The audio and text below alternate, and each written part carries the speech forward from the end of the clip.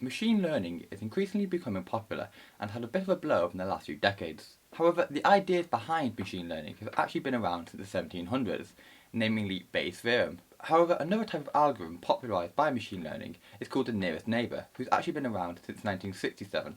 This is used to classify a data point based on how its neighbours with similar attributes are also classified. For example, if we were to rank food on two variables, how crunchy the food is against how sweet the food tastes, and gave it a scale from 0 to 10, you can then use this method to group food into fruit, vegetable and nuts. However, this is obviously a very low level. For the maths behind this algorithm, you have to standardise the variables, so you take x minus a mean over the standard deviation, or x minus mu over sigma. This is so that each variable is running on the same scale from 0 to 1. We then use the standardised values, and this is where the k of the KNN algorithm comes in. If we were to select k equals to 5, we'll take the closest 5 values, and if more of them are a certain class, then this new dataset will be of that same class. A good rule of thumb is to take the square root of the amount of datasets. So for example, if you had 40, we'll take 7.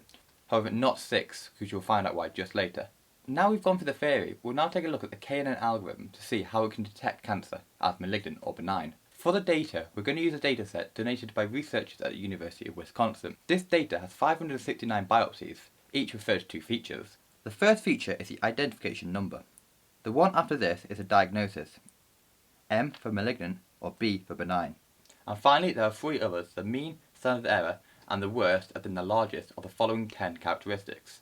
They are the radius, the texture, perimeter, area, smoothness, compactness, concavity, concave points, symmetry, and finally, fractal dimensions. Okay, so to load the data in, we're just going to give it a name, so I'm going to call it WBCD, and then in R to load it in as so. I'm going to use the command read.csv and then put the path name through to there, and then we can just load that with command and enter. So as you can see, it is loaded in the right side here. Now what I'll do is I'll leave a link in the description so you can actually have a look at this data yourself and you can play around with it in R. By using the str function, what we can actually do is just take a look at the dataset. So for example, here it is on the right. So we've got 569 observations of 33 variables. So we've got the ID, which is the unique identifier. We've got the diagnosis, the levels. So we've got B, M, and then it just carries on. And then radius mean, texture mean, parameter mean, all up to the means, standard error, and then the worth of each one. However, as you can see, the ID is a unique identifier. And what I'm going to do is just do WBCD and load that. As you can see, the ID is a unique identifier, and therefore it won't predict anything. The model won't be good for that. So we can actually just get rid of that by doing the same command. We're just going to do WBCD square brackets -1, and that'll actually just get rid of it. So now if we load it again, we can go to the top, and then not that one. Sorry, I think did I enter this before? See it there. Go. The ID is now gone. And next, what we can do is just view the B and the M. So if I'm going to do WBCD, the dollar sign, and diagnosis, and then enter that, and we can see we've got 357 that's B and 212 which is M. But we should give them labels. So to do that, we're going to do we're going to use save our time, not write out again. We're going to use this. I'm going to call that. We're going to do factor function. I'm going to do the same again, WBCD diagnosis, and we're going to give that levels, which is levels basically means what it is currently. So it's going to be a vector, so it's going to be B and M, and then the next one is what the new name is going to be. So it's going to be labels, and this equals another vector. So the first one for B is just going to be benign, and then the next one is going to be malignant. Spell that right. Oh, meaningful factors and made an error slightly here. Oh, yeah, just here. So it's an equals instead of that. So okay, load that in, and now if we do the same again, WBCD diagnosis, you can see it's all got labels in rather than the B and the M. It just makes it easier to read. Next, I'm going to show you what I mean, why we need to standardise. If I just do the WBCD and then just take random version, so let's do the vector for Let's see what do we have before. The radius mean, I think it was. Radius mean, what else did we have? We had the area mean, and then we had this, was it smoothness mean? I think that should be right. Check, we've got a error in the radius area, and that should be good. Yeah, we go.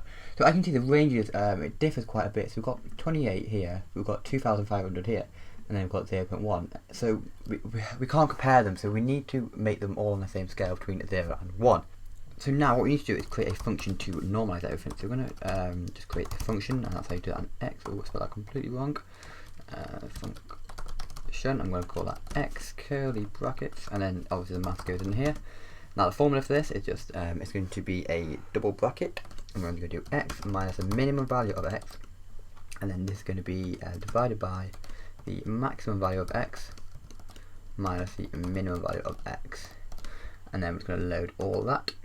So then just to check this, we're going to call upon the function C, and then it's going to take a range of values, let's say from 1 to 2 to 3 to 4 to 5, run that, and as you can see it's between 0 and 1, therefore it has worked. Now we can use a function in R called lapply, which applies it to every single data set that we have, but we need to turn it actually into a data set first, or a data frame, and to do that I'm going to create a new data set that is normalized. So I'm going to do wbcd_n just to show that it's normalized. Ooh. Okay, and this function works by doing as.data.frame, and then we can call upon it here. So it's going to be lapply, and then here is what we our values. So it's going to be wbcd, and we're going to use from between 2, because the first one is m and b, so we can't use it for non-numeric function. So it's going to be between 2 and I think it was 31. I think it was. And then the function that we're going to be called is normal. So then we run that, and then it has. We can check if it worked. We can check if it's worked now by just doing wbcd_n, running that, and yeah, it has everything is between 0 and 1. So now we're actually ready to create the model. So what we're going to do is use the first 469 as training, and then the last 100 datasets as the testing data. So in order to do that, we're going to create more datasets again. wbcd_, it's going to be train, and this is going to just take our from the normalized value. It's going to take the first 469, it's going to be between 1 and 469. I'm going to do a comma and leave that blank. I'll tell you why in just a second.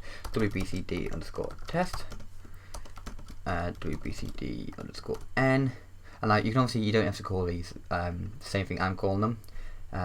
Yeah, you can call them whatever you would like really. So this is next one's going to be 470. I'm not going to put anything there, so what I'm going to do is just actually no, it needs to be 569, sorry, I apologise, and then comma blank.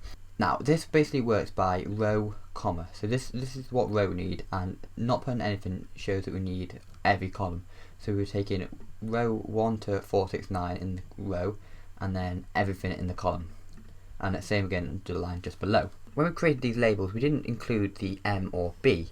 However, we're going to do that now, and we're going to again create another test in a variable. So we're going to call it wbcd_train_labels, and this is going to include the M or the B because it needs to test against our model to see if it's right.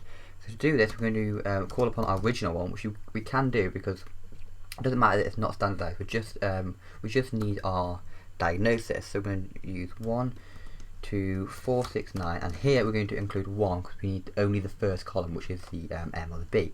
So again, we do that for the test labels. Sorry, labels, and then this is going to again include the same one as before. So this is going to be 470 to 569, and again include only the first value. So we're going to run that and run that. So now we've got the M and the B in our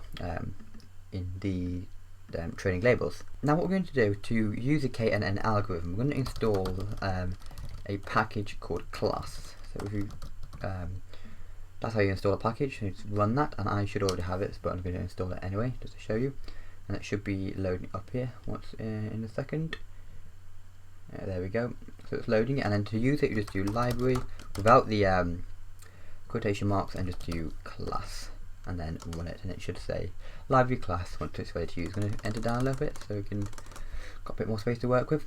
And so the class is actually a function called k and n. If I call upon that now, I can show you that it takes a few arguments. So the first one is train, so it's a matrix of data, or data frame containing the training. Test is obviously the same again, but with test. CL is the number of true classification, and then K is the number of neighbours considered. Now these are other things, we're not actually going to use them today. So to start off, we're going to just create a new one. So WBCD underscore pred. This is going to be our prediction model. So we're going to call upon K and M, and our a train is just going to be our WBCD underscore our training data that we had before. Our test, what we're going to test against, is what we had the labels for. Our testing data, sorry. And then our CL, what we're testing against, is going to be the WBCD underscore training underscore labels. This is what we've just done. Now, our K is going to be, we had, 469. And so we do a square root of that, which is closer to 22, but we need 21 because we want an odd number. Because if 11 are one category, so if 11 are M and another 11 are B, then we've got a tied vote. So we need an odd number. So it's the square root with the closest odd number. Now to run this, it won't. WBCD underscore train not found. I called it WBCD train. Don't think I ran these today. No, I must have run these. I don't think I ran that as well. Okay. Now if I should run this, it should work. There we go. Now you'll notice nothing has actually come up because we need to actually view the table. And so to view the table, what we're going to do is install another package. We know how to do this now. Install a package, and we're going to use something called gmodels, and we're going to run that. And then again, it will download, and there we go. And then we can call upon it, and then it's going to be gmodels. Oh, sorry, gmodels, not gmodes. Okay, and now you can see it. We can work with it. We're going to use a function called cross table. Well, if you want to look how to use it, we just do a question mark cross table, and it takes quite a few arguments. This one, so it's you can pause the video and have a look what arguments it takes. Now you'll notice the prop chi-squared. So this test is basically the chi-squared test for independence of each one. But this default sets it as true. However, we need to make sure that everything isn't dependent on the previous one. So we need to turn this to false. So to do this, so to view the table, we're going to do cross table. We're going to let x, which is a vector or a matrix. So x must be a vector. So obviously we're going to use WBCD underscore test and label. So what are the M or the B, and then we're going to let the y be WBCD underscore. It's going to be test prediction. Ooh. Oh, did I not? Oh, yeah, prediction time. So this is what our model is going to be. So this is our model essentially, and then we're going to test it against the true version. And finally, we just need to let prop chi-squared equal false, because, like I said, it'll be true by default. Now we're going to run this, and as you can see, we get a square here. Now this looks quite daunting at first, but it's actually really simple. So the top left, we've got as true negatives. So this is effectively what the model predicted was benign, and the labels also identified as benign. So the bottom right, we've also got true positives. So this is what the model predicted as malignant, and this is what also the labels predicted as malignant as well. So we've got 21 of them. The bottom left, we've got false negatives. Now this is, in this case, the predicted value is benign, but the tumour was actually malignant.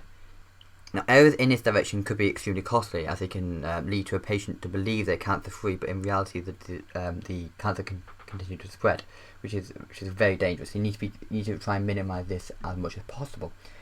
Top right, we've got 0 of, but this is basically the other way around. The model predicted was M, but it's actually B. These errors are a little bit less hazardous as the previous one, but they can still take up be like a financial burden on the health system, because you can continue sort of operations or tests when you don't actually need to, because it's benign, so it means it's non-hazardous. Now what you can do is you can add the 77 plus 21, and this gives you the accuracy rate. So this is benign, so this is what should be here, and this is this is what also should be here. Now as you can see, we've got a 98% accuracy on this model, which is quite a good model, but obviously the sector of cancer is quite a dangerous field. Now in order to improve this, you can play around with the K model, but just be careful not to over or underfit the data. So if you enjoyed this video, be sure to leave a like and hit the subscribe button as well. Thank you.